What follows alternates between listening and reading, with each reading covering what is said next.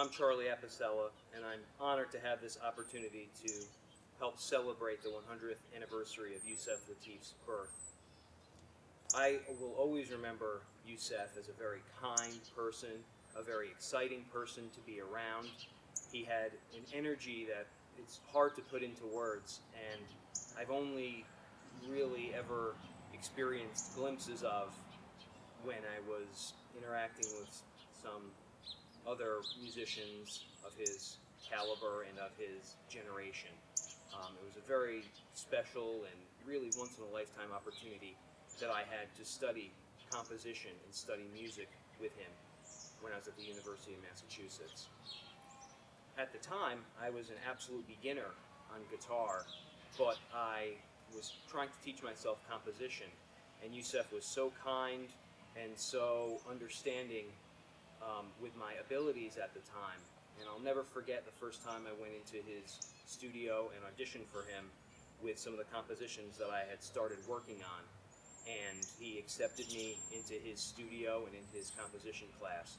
And it's an experience that I'm only now starting to grow into some of the lessons that I learned from him.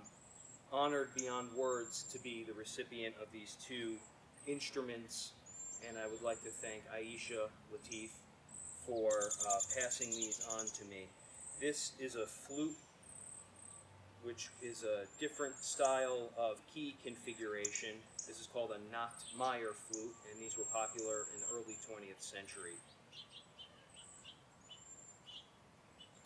This drum, I am still attempting to get an identification on.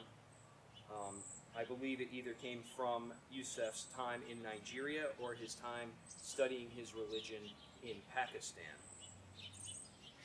This is a beautiful handcrafted drum. It has an incredible tone.